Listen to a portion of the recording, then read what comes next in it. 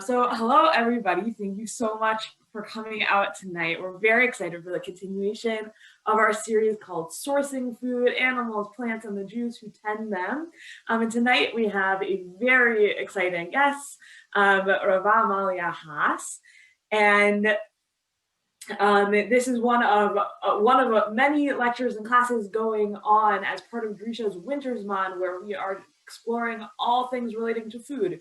So in our mornings, we have Talmud classes about making lessons over food. In the afternoons, we have halacha and Jewish thought classes. And in the evenings, this week, we're having Jews who are involved in food from the source, who are also Torah scholars in their own rights, teaching about food production. And then next week, we're going to be talking about food scarcity and food distribution. So we'll have two classes that are like Jewish sources with me. We'll have a panel of different Jewish organizations that are all involved in food distribution. And we're also going to have an evening with Mazon, who are the Jewish Voice for Hunger, and they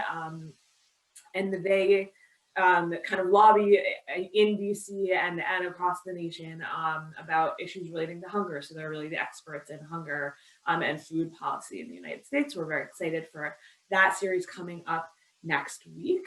But let me introduce our speaker for tonight. So Rabba Amalia Haas teaches at the intersection of Judaism, food justice, and mindfulness. An experiential educator, writer, and beekeeper, she specializes in Jewish honeybee education, which is what she will be doing tonight. Through her company, Bee, with two E's, Awesome, she facilitates professional development programs and retreats grounded in Judaism, creativity, and nature, and works to avert climate crisis. She sells raw honey for Rosh Hashanah and year-round. You can find that on the internet. Look up Honey Bee Jewish. She is the Rabba of the Bees at Shalom Institute in Malibu, California. She's an activist with Chazon, Green Faith, and the Jewish Farmer Network. Rabba Amalia was ordained in 2020 by Yeshivat Maharatz Kollel Advanced Executive Ordination Track, and her previous education includes Machon Pardes, Matan, Sharim, Yeshiva University, and Oberlin College. She lives in Beechwood, Ohio, with her husband, 6 children, and many bees. Rabba Amalia, please take it away. Thank you for that lovely introduction, and thanks so much for inviting me to be part of this, Rabbanit Sarna. I'm so honored. I've been a huge admirer of Drisha and sometimes partaker of learning, and I'm just incredibly honored to be here. I want to say a special hello and welcome to my mom, who is joining us, and that's very special for me. So welcome everyone. Thank you for coming to learn about the bees and honey through a Jewish lens. Rabbanit Leah asked me to speak a little bit about how I got into this. It's been a long and winding path.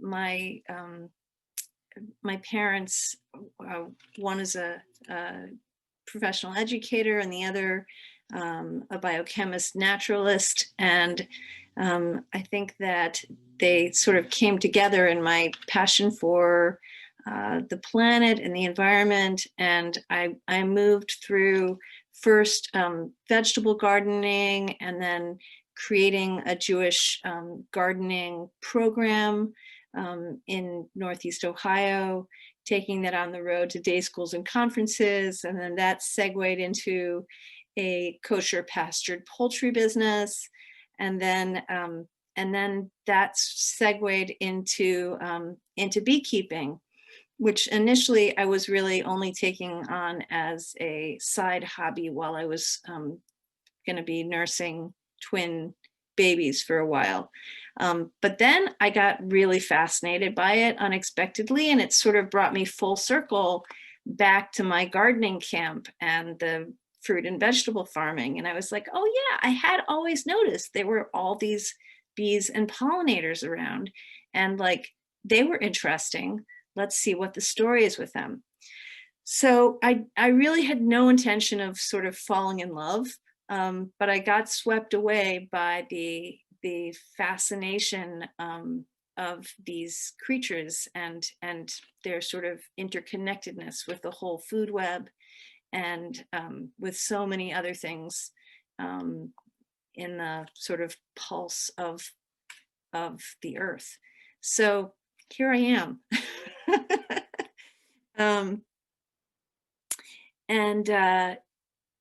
I guess just to give you a sense, my primary passion by far is the teaching, but I do have a couple of different apiaries. One right here at my house, another what's called an outer apiary farther away in a different county, and I've mentored the beekeeper students at Oberlin College, my alma mater, as well as having students come through the Jewish Farmers Network who want to learn beekeeping and come and get mentored by me for a while.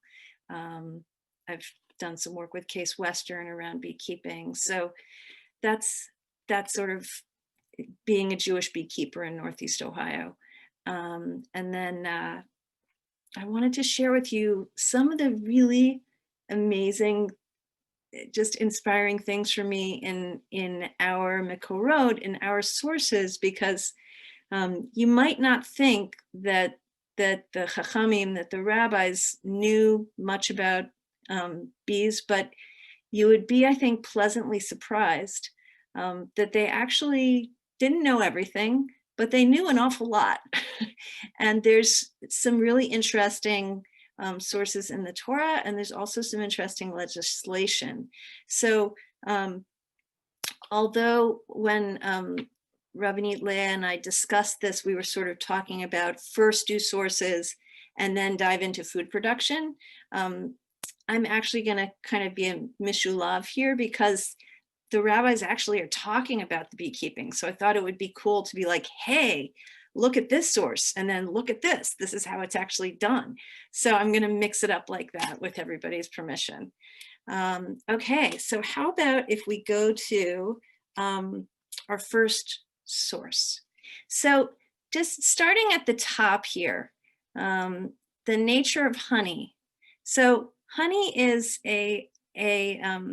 it's an unusual substance. It's liminal, meaning it can be either a solid or a liquid. And also, even when it is in its relatively liquid form, what really makes it liminal is that it's only 17 to 18% water. So for example, if you take a jar of honey and you turn it upside down, if it's really truly raw honey and it hasn't been highly filtered, it'll sort of hang there before it starts to pour, okay? So here we have this source in Bava Batra that says, Abaye said, this halacha that honey is considered neither food, i.e. a solid, nor a liquid, is necessarily only with regard to those two combs mentioned in the Mishnah, which are designated for the sustenance of the bees, okay? And he's referring to a different source, and it's a source I didn't put on this sheet, but basically says that when you open up a hive, you could have, as many as 10, 20, 30 honeycombs, and those honeycombs, you can harvest a lot of them, but you have to leave 2 of them at a minimum over the rainy season, which is the winter in the land of Israel, so that the bees will not starve. Because a hive is actually, the hive is obviously built by the bees, but also the honey in the hive is a dual purpose substance. It's both utilized for insulation, for warmth, and it's also food. Okay, so can we take down the source sheet for a minute? Yeah, we can see you. You can see me. Okay, great. Okay, so what I wanted to show you is, so here you have a honey that is a spring honey. And so this honey has crystallized. Okay, so even if I leave this upside down for 5 minutes, it's really not going to move. Like it's turned into a solid, which is one of the things that honey sometimes does. Okay, now here is a honey that's still liquid, and this will move, it's moving slowly, okay? And I also just wanted you to have a chance to notice the difference in color here. Does anybody have a guess what that comes from? It's pretty striking, isn't it? It's the flower species. Yeah, exactly. So this honey is actually from a monofloral source, meaning it's all from one flower. And the flower is buckwheat, which it's a very pretty pink flower, but it creates a super dark honey. Some people love buckwheat honey. Some people really dislike buckwheat honey, but almost everybody loves buckwheat honey when it's paired with dark chocolate. So if for Rosh Hashanah, somebody one year gives you buckwheat honey and you taste it and you're like, ugh, right?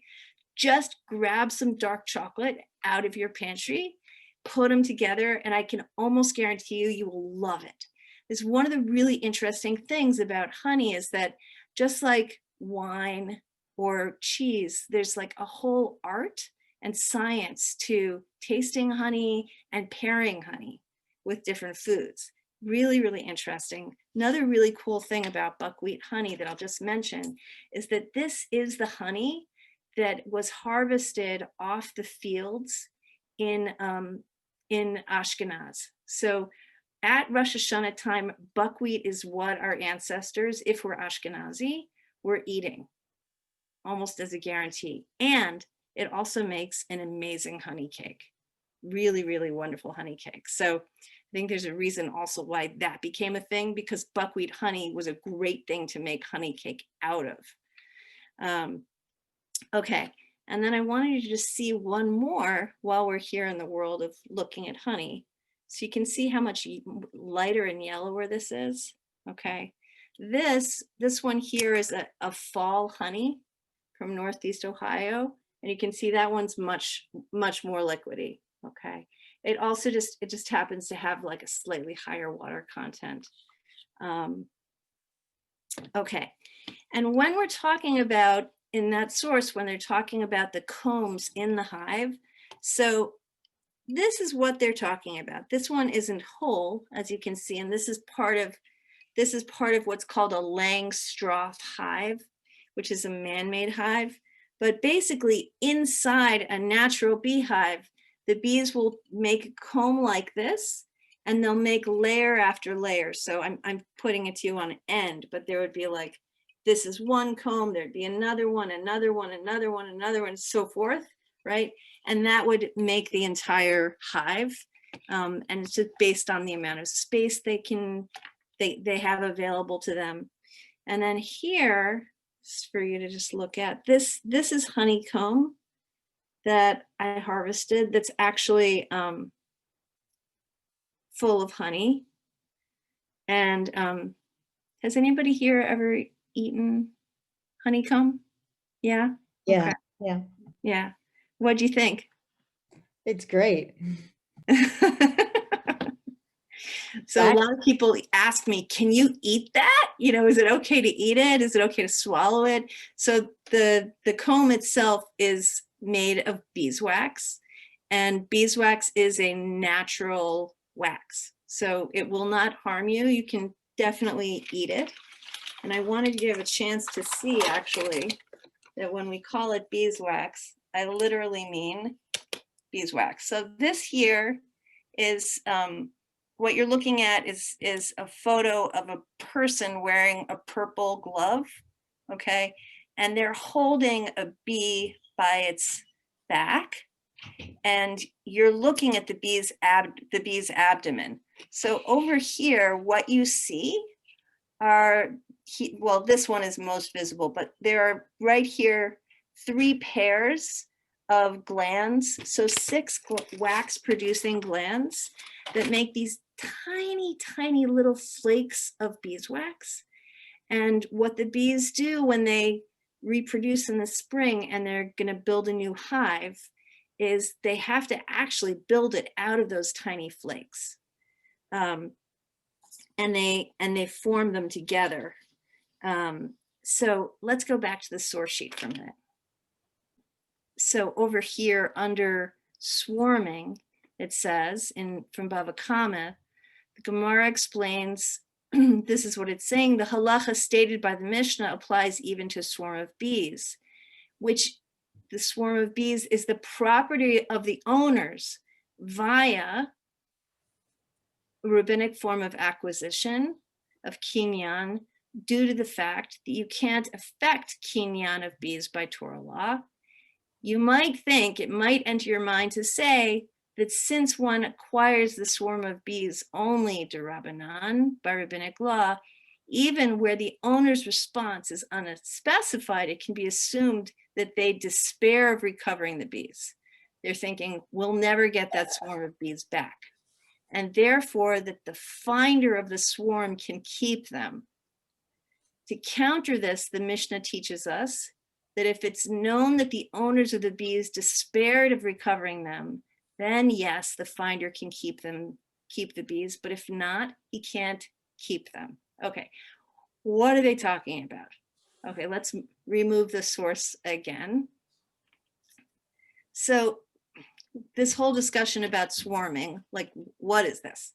So basically, for those of you who have been involved in farming, right, in the springtime, the goats are calving, the cows are calving, the plants in our northern hemisphere are sprouting up in the springtime, okay?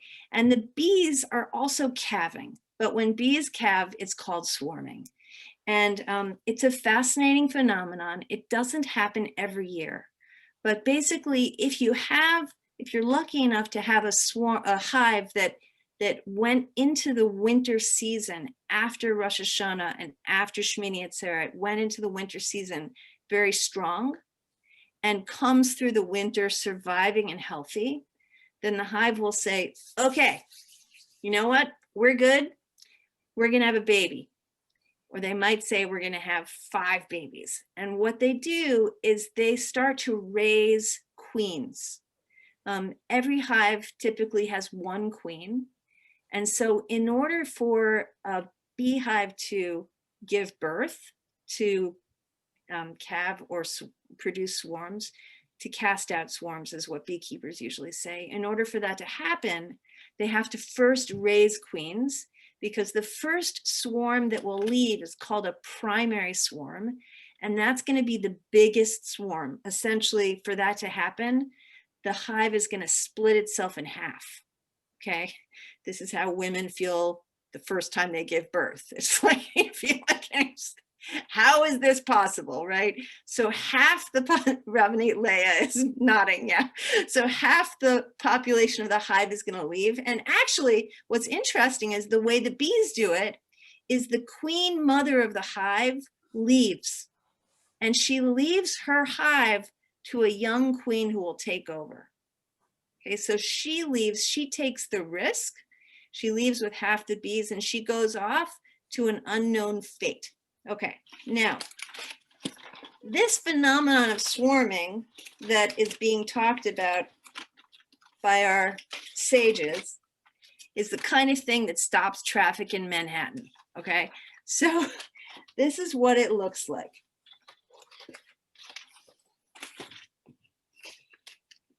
Right? So it's like 3,000 to 10,000 bees that are landing on one branch, or sometimes they're landing on a light post, or sometimes they're landing on the bumper of a car or the underside of a bench or whatever they land on. Here's another image. Okay, and it's a lot of bees. And inside the center of this swarm is one queen, normally. Okay, now, people think that beekeepers are super brave when they go to collect these swarms because the swarms look so intimidating. But what's really interesting is when bees are in this swarming state, it is just about the only time that they are actually, they have like nothing to defend whatsoever. They don't have a home to defend because they're not in their home. They're trying to find a new home. They don't have babies to defend because they're not raising any brood at that point. It's just basically their queen and their population. So they're very, very gentle. And while I can't like recommend this, there are some beekeepers just for the experience that will very, very gently walk up to a swarm and just very slowly put their hand into it and just feel that warmth of what it feels like to have like hundreds and hundreds of bees like gathered around your hand. Total trip, okay? The reason I don't recommend it is because like if you get nervous and you do it quickly, you'll do what I call stinging myself, meaning like I inflicted the sting on me, like the bee wasn't coming after me. I like pushed myself into the sting. Okay, so just going back to our source, what's really interesting here and what you have to appreciate is that so beekeepers face a special challenge that I know you're having a presentation by a vegetable farmer later, and you've got a dairy farmer and a shochet. So as a beekeeper, I have a challenge that they don't face, which is that I cannot fence in my bees. Okay, so they live, say my bees live here next to me in the suburbs, but they will fly in as much as a 10-mile radius from my house and come back. Okay, they have like 3 or 4 redundant GPS systems in their brains, which like put our GPS to shame. Like they can get exactly back to where their GPS is so amazing that like even in a magnetic storm, they say that bees can get back to their hive.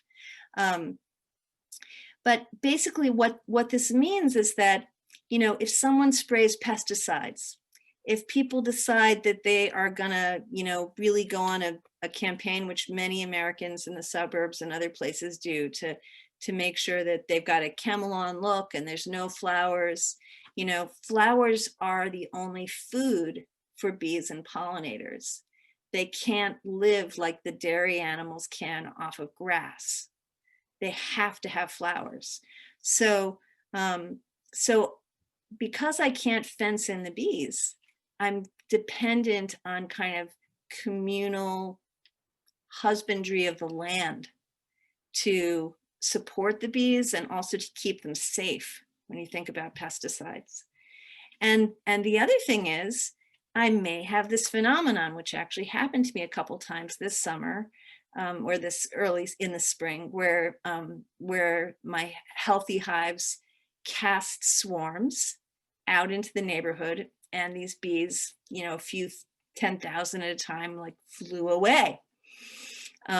So, you know, I called the police and the fire department just because, you know, if they fly away and they land somewhere and someone panics, you know, then I want them to know that I'm the beekeeper and they should let me know where the bees are, and then I will go and collect them.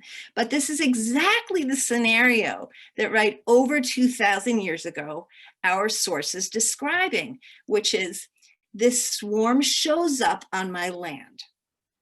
Can I take it, right? Can I put it in my basket and let the bees build a hive there? Have the owners despaired of it, or have they not despaired of it? Do I have to try and figure out where did these bees come from, check back with the owner, right? Because unlike the cattle, you know, who like if they broke through the fence, that would be a pretty easy thing to track back, right? The bees are just, they're both domesticated and they're also wild. And that's a really, really interesting thing about bees. Okay, let's hop back to our sources again. So Mishnah Oktzin, Beit Shammai says, from the moment he begins to smoke the bees out, and Beit Hillel says once he breaks up the honeycomb. Okay, so this is in the middle of a discussion, but what they're talking about is this changing of status of honey. And there's a lot of other substances that are being discussed here. Does the honey become tamei? Can you use it? Can you not use it? Can you use it in an offering? Like, what's the status of the honey? Okay, so what this brings up is there's a really interesting question about honey, which is like, why is it kosher after all? So does anyone have a thought about why honey might not be kosher? Well, it seems like it's an insect product, and since insects aren't kosher, or certain insects aren't kosher, therefore their honey wouldn't be kosher. Yes. Yeah. There's also a reply in the chat that says, doesn't the Torah say no honey in sacrifices, only salt? Okay. Any other thoughts about honey and the kashrut or status of it? Well, is it parv or what? Is it kosher? Is it parv? Yeah.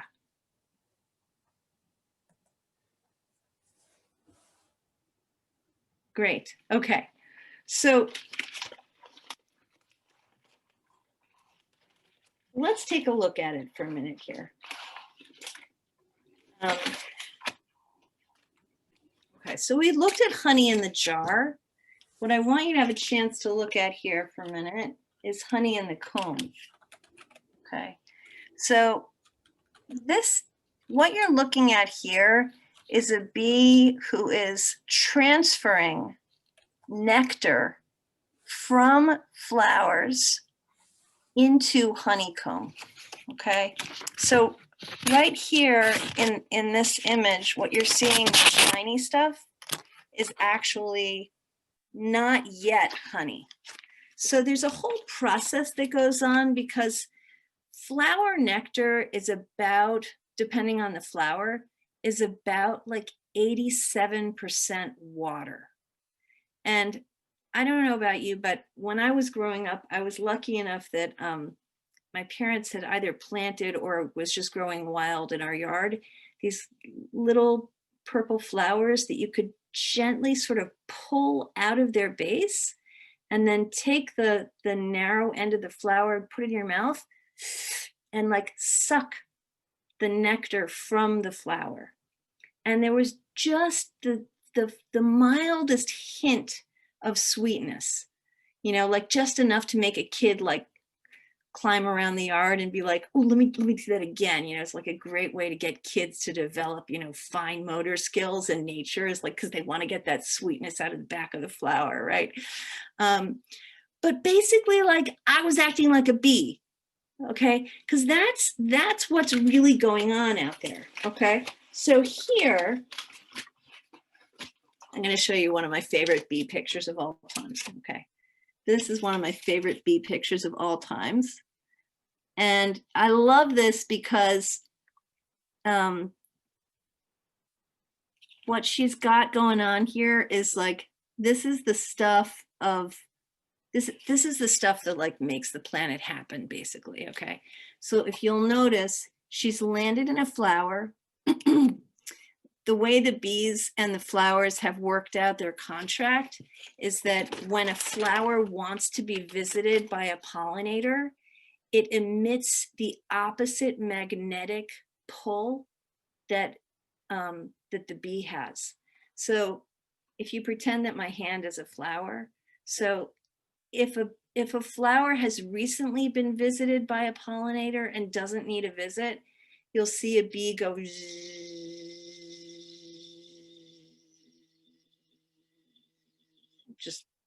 just move along. There's no pull there. On the other hand, if the flower has nectar to connect, this is what you get.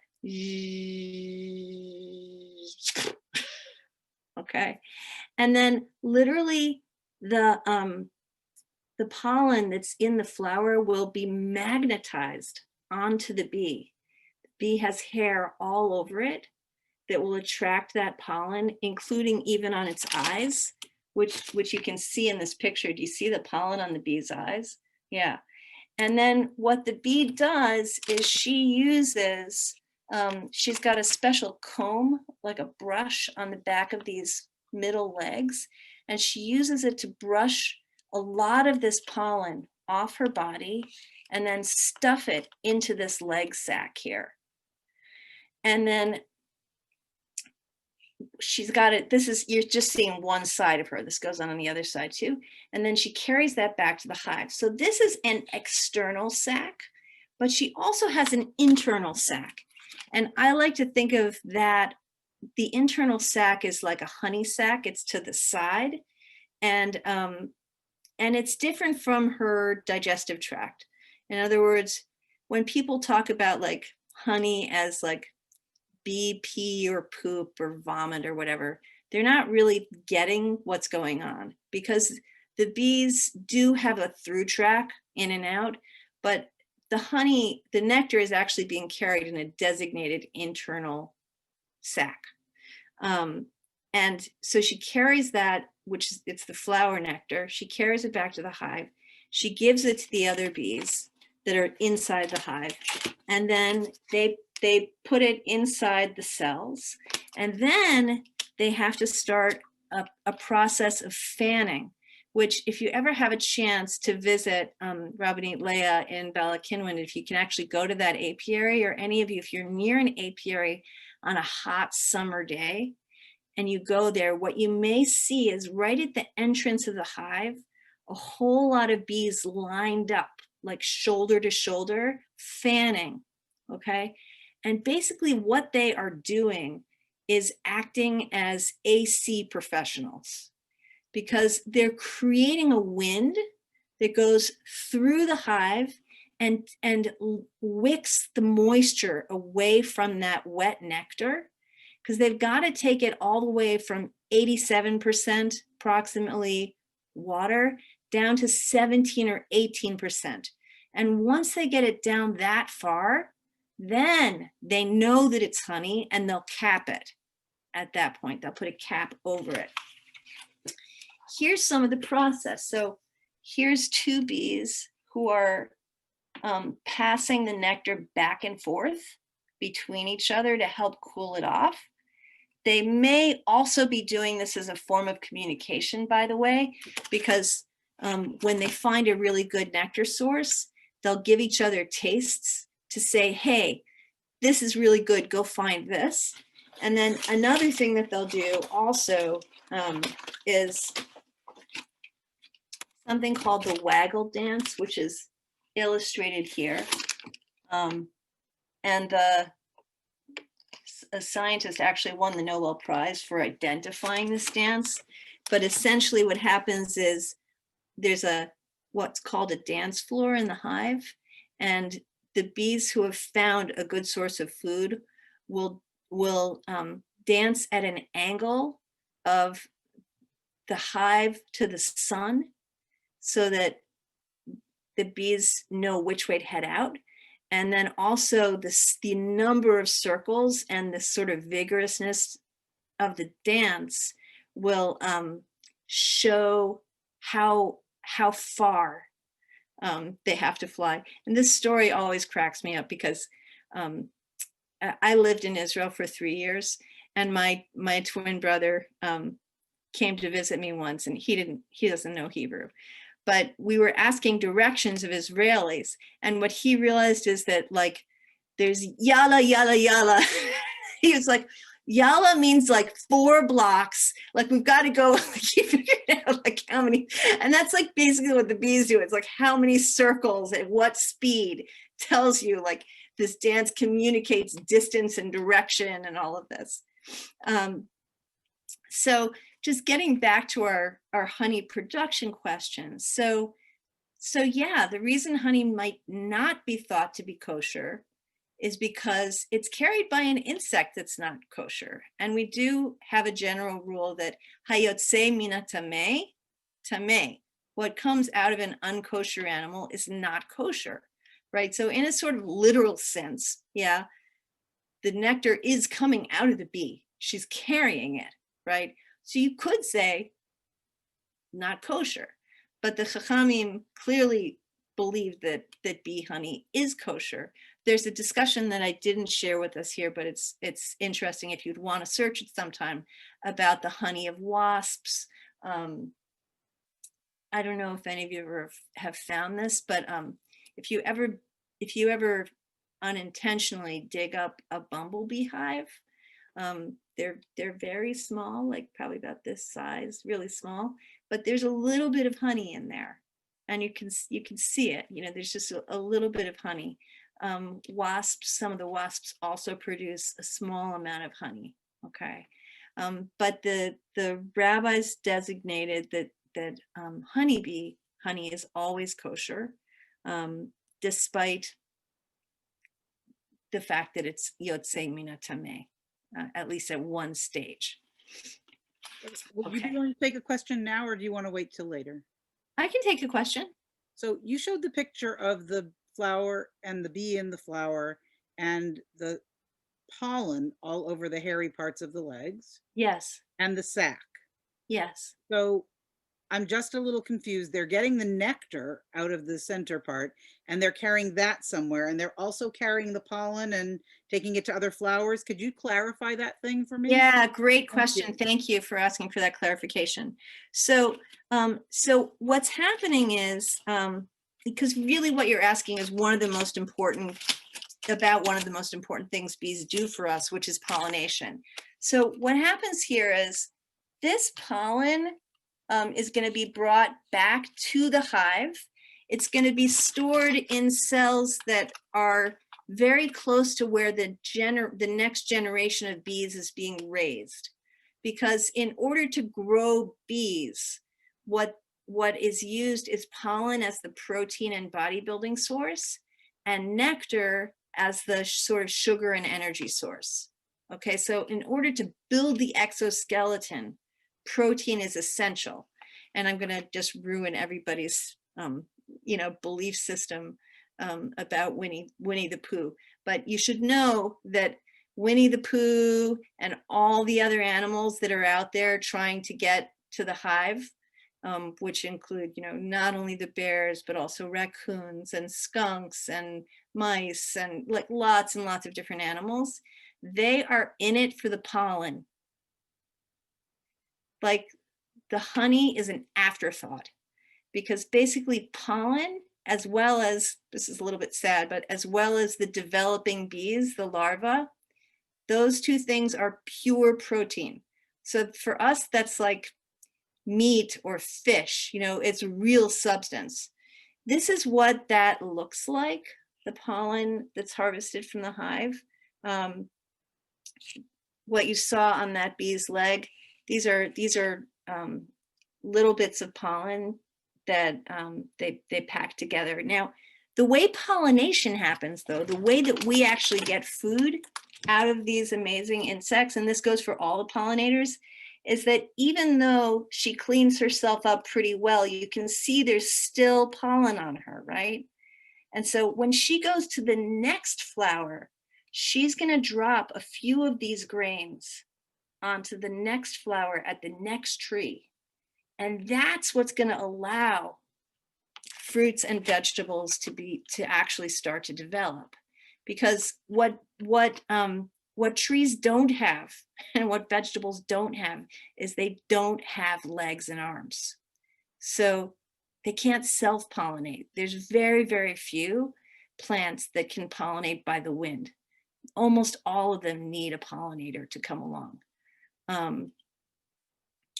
So Susan, does that answer what you were? Okay, good. Yeah, thank you.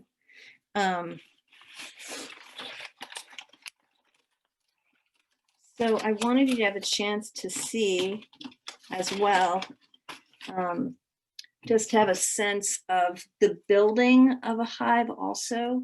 When the source that we saw earlier talks about, well, the one we discussed earlier talks about how you have to leave in the rainy season 2 of the chalot, they call them chalot dvash, 2 of the combs of honey over the winter. So like here's one, here's the next one, here's another one. And this right here is one that they're just starting to build.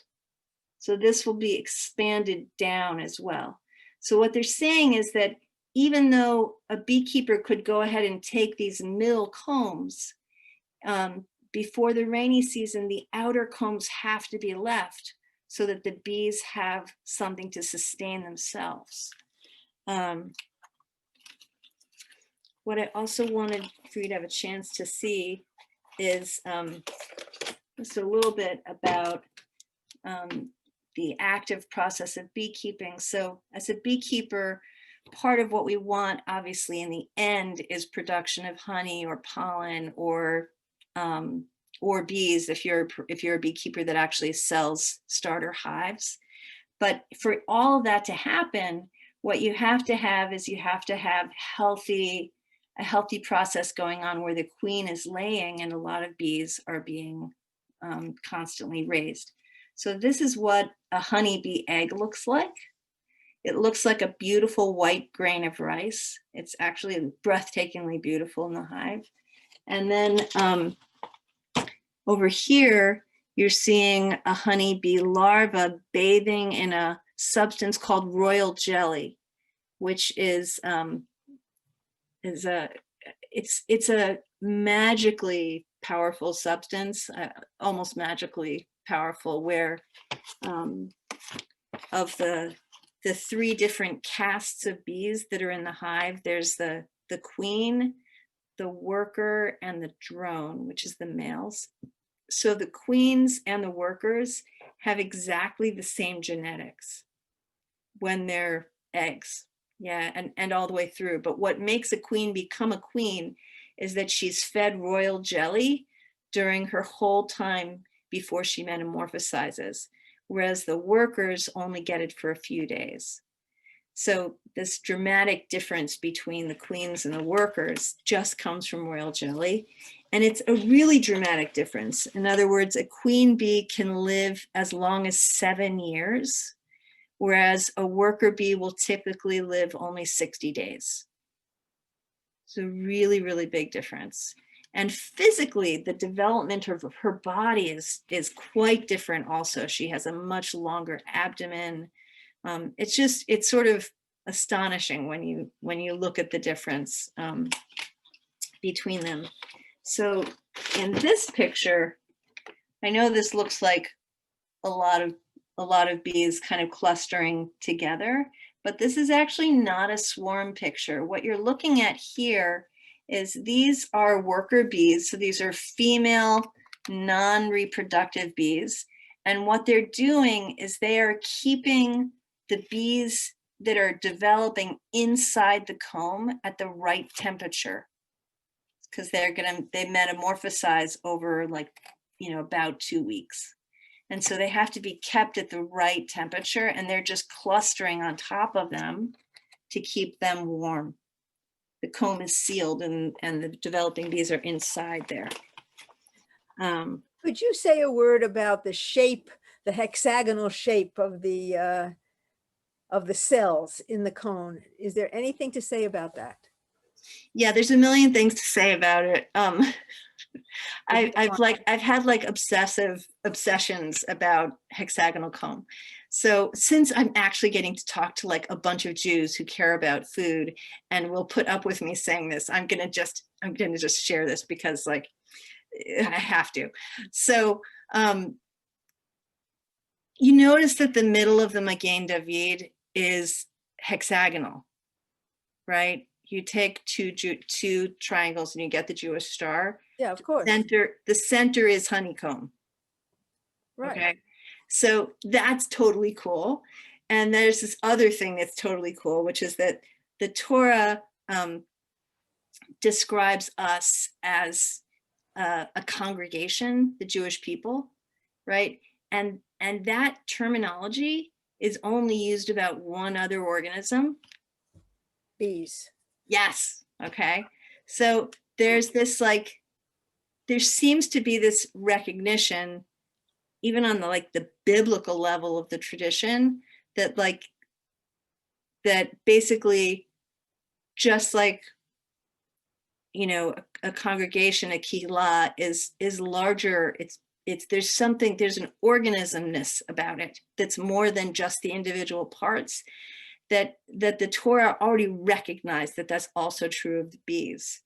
And I can tell you from experience that, like, if you bring like 5 bees into your house and feed them really well, they will die overnight. Like, they have to be part of their kehillah. They have to be part of the whole organism.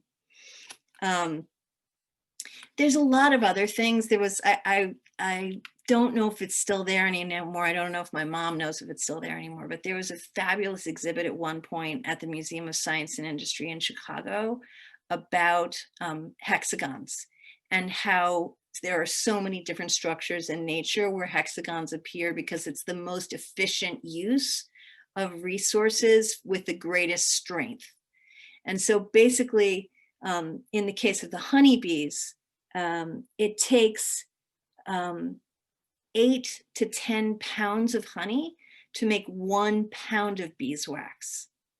So beeswax is an incredibly labor-intensive thing to produce for a hive.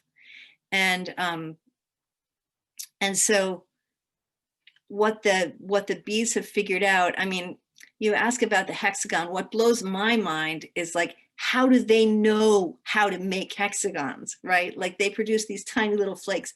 How does this superorganism know to do that? The way they do it, I mean, it's almost like it's one of the things that, like, every time I see it, I get called when there are swarms, and sometimes the swarms have already, like, moved inside of houses, and I have to cut open the side of a house, get on a ladder, and, like, the bees will be hanging really quietly, like in that swarm picture that I showed you. And what they're doing is they're building comb. They're taking turns being at the tippy top where they've attached themselves, where they're going to build the hive downward from. And they're passing up those little flakes. And it gets even more miraculous than that. Like, it's such a Maravu Masech Hashem thing to experience. Like, how great are your deeds, oh God? Because, like, when the swarms go out from the hive, they select specifically the bees that go out on the swarms are the ones that are just the right age so that they produce the most wax. Like, that's a specific stage of development of the worker bees. I could just go on and on. Anyways, yeah, hexagons are incredibly cool. I don't want to, I would be remiss if I didn't mention to you, I want you to just have a chance to see, because I know I'm talking about honeybees because I have the bracha of being able to keep them and everything.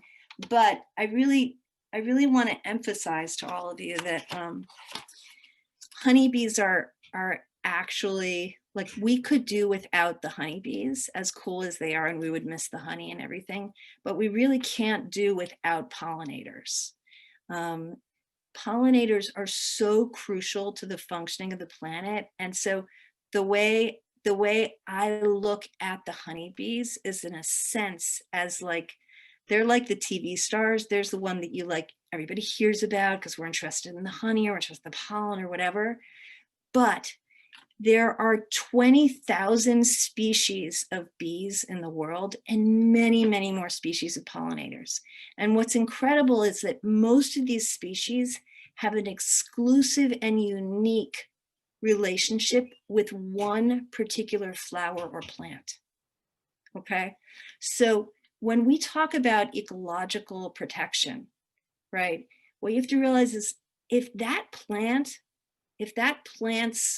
area for growing and reproducing, if its niche space in the world gets taken away, then essentially what we're doing is we are losing not only that flower, but we're losing that pollinator also, because they have co-evolved. Yeah, they look separate, but they're not. You should almost think about the flower and that pollinator as one organism. And that's true thousands and thousands of times over. It's true for all of these mostly very quiet native bees that we mostly ignore, but it's also true for tons and tons of butterflies, for bats that we mostly don't pay attention to. And, like, this is just why, you know, it's so, like, people turn to me and they're like, you know, I want to save the bees. Should I be a beekeeper? And I'm like, no, don't. Go plant flowers, like support, like invest yourself in protection of nature, protect natural areas, reforest, replant, you know. And I tell people, like, if you want to keep bees because it's going to be inspiring and because it's an amazing way to develop the capacity to be a meditator, which it is, by the way, I have to say. But that's like a whole other talk. Go for it, you know. Don't plan on getting any money out of it, plan on losing money in it. Like, if you want that experience, have the experience. But if you want to contribute to a more sustainable world, plant and protect, you know, plant and support other organizations that are protecting. Okay, other questions? I have like a silly question, but you know, you like pulled out the jar of honey and was like, this is buckwheat. How do you know? Meaning, if the bees are flying 10 miles away, how do you know what the honey is? And like, No, is it that's a like great organized? question. That's a great question. Right. So this is one of the really special things about being a beekeeper and being in one location, Ravani Sarna, is that what happens is if I put my hive with empty honeycomb in it, right? The combs are empty. They were extracted last season. And I know what flowers when. In other words, right here in Northeast Ohio, there was a particular march of when different things flower. So in our neighborhood, the city has planted a huge number of crabapple trees as what we call here tree lawn trees. I don't know if you guys have these, but it's like that extra little lawn that's whatever. Anyways, so one of the earliest things to happen in the neighborhood is probably 3 million crabapple flowers open at the same time. Okay, and it's just, you know, 1 or 2 on each property. But as far as the bees are concerned, they chat, they have their conversation, and they go. What's amazing also, this is another cool thing about honeybees that makes them really valuable to farmers, is that once the hive like commits to a particular harvest, they will go to every single flower of that kind of plant until they're done. Okay, that also makes it really easy to get a monofloral honey, or almost a monofloral honey. I can't promise they won't go to a few dandelions that are blossoming at the same time, but basically they're on apple. That's their job. And so they're going to get that harvest. But the thing that most of the time when we get a monofloral honey, it's actually because a farmer has contacted beekeepers and said, please come pollinate my crop. And so the farmer will actually pay the beekeeper a pollination fee to take their hives and put the hives in the center of a farm so that the farmer can be guaranteed that their crops will set well, because of just how we've generally degraded nature, and also because of commercial farming. You know, if the farmer knows, look, I've got, you know, 2 miles of apple trees here, or as happens in the almond harvest in California, it's literally millions and millions of almond trees, which are completely dependent on bee pollination. There will be no almond crop in California, and they bring thousands and thousands of hives to California for the almond pollination, including some of them from abroad.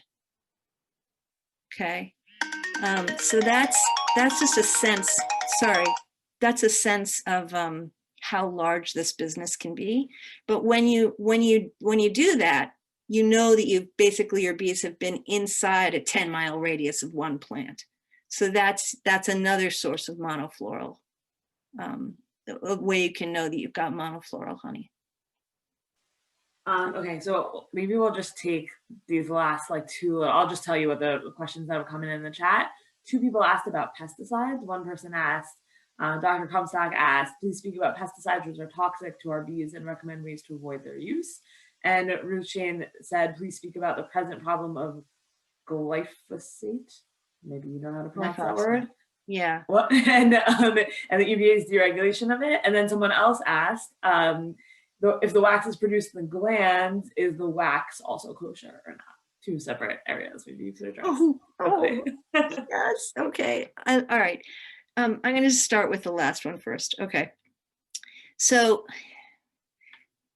just for the person that asked about the wax, you could ask the same thing about royal jelly, right? It's produced by a gland in the bee's head. That would definitely seem that it's like a product of bees, right? Same thing with the wax. So I was shocked, and actually for my rabbinical exams, I studied this whole issue of royal jelly because it seemed to me that it shouldn't be kosher. But the Rabbanut HaRishit, as well as other authorities, have said that it is kosher. And there's essentially, there's two broad positions.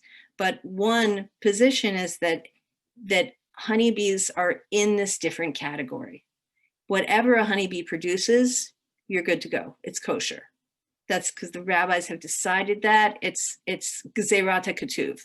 The Torah tells us that what comes from honeybees is kosher. So whatever it is, no matter how it looks, it's kosher. Okay. So the long and short of it is, you can eat your honeycomb. You're fine. You're not eating treif. But the question is an astute one. The issue of the poisoning of bees, and again, I want to emphasize that the honeybees are the least of this, right? I mean, we notice those, but there's so many species that are dying out that we don't notice, and we're not tracking because we don't value that economically, and it's very, very disturbing. We just take them for granted. Essentially, we have a situation in the United States where, broadly and generally speaking, under both Democratic and Republican administrations, our typical approach to not only pesticides but also food for humans has been that until something is proven beyond a doubt to be harmful, it's allowed onto the market. And so in terms of how that's affected bees, it's really, really difficult to prove beyond a shadow of a doubt. And then that something's poisonous. And then even once it is proven, there are basically laws that are created that can't be kept. For example, you can spray something, but not when the bees are flying. Well, I'll tell you something as a beekeeper, the bees are always flying except at night. And at night, people aren't going out and spraying these different poisons. They're spraying them during the day. So essentially, we have a situation where there's a lot of poisoning of bees going on, and it's really difficult. Sometimes people will lose an entire hive from those poisons. And then sometimes it's not so obvious, but what you'll have is just kind of the weakening over time of a hive, and you won't quite, it's not so obvious, but then when you test the wax from the hive, there's a buildup of these poisons in the wax itself.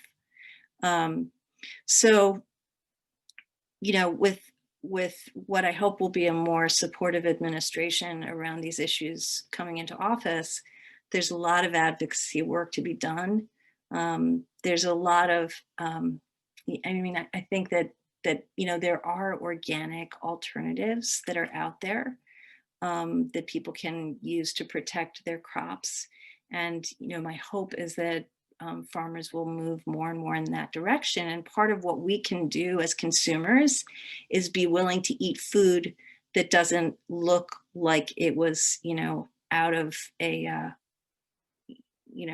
TV show, but actually came off of a real plant. And that's an educational process. There are some really good businesses that are focusing on that work, and it would be great if people would support them. I hope I got to all those questions. What are the businesses? What was that? What are the businesses that we could support? So other people should speak out also, because I don't know in every location, but basically there are, I would think that if you search imperfect vegetables or imperfect fruits, there are different purveyors where they'll actually intentionally be trying to source things that are, someone's posting CSAs. So CSAs are community supported agriculture. And that's absolutely a fabulous thing. My family's been doing that for years. The way a CSA works is that you buy a share in the produce of a farm for a whole season, and you pay for it up front. So that way the farmer knows they've got their bills paid, and they will bring you what is fresh and, at the height of its yumminess locally every week. And that's a fabulous way actually to get produce that's actually raised by normal farmers, like real people that are close by, that are trying to farm sustainably. And then you're really supporting that system. For more on that, I could recommend Hazon, Hazon is a great organization. But now, thank God, a lot of farmers have, a lot of cities have CSAs. Some of them are Jewish, some of them are not. It's all good.